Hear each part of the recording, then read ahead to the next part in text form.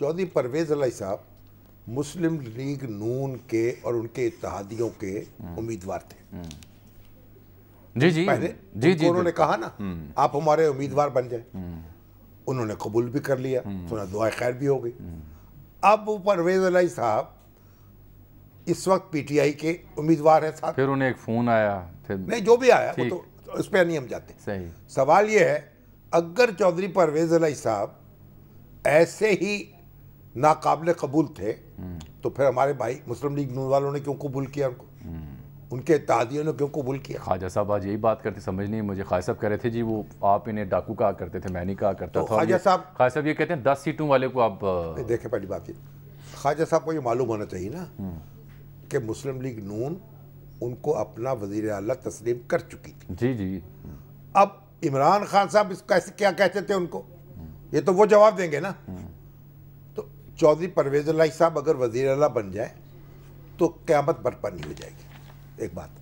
दूसरी बात ये कहते हैं 10 सीटों वाला, वही बस 10 नशिस्तों वाला ये मसला है पीटीआई का, आपका नहीं है। आपने भी तो उनको ऑफर कर दी थी। भट्टू साहब के पास 16 थी वैसे? नहीं, भट्टू साहब जो थे वो भी मिनॉरिटी में थे और उन्होंने पीपल्स पार्टी के साथ मिलके मुस्लिम लीग नून का रास्ता रोक लिया। सही।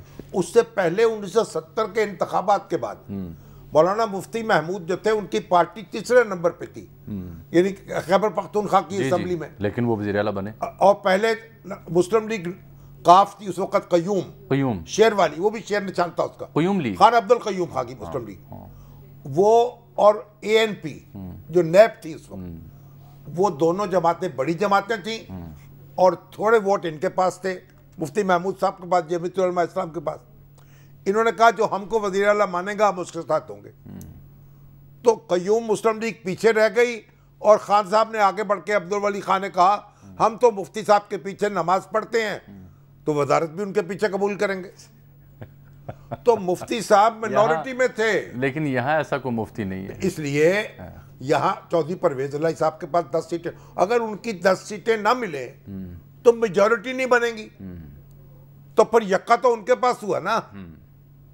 तो ये काम ये है, ये इस पे आप इतराज़ नहीं कर सकते, आप सिर्फ सीधी से बात करें।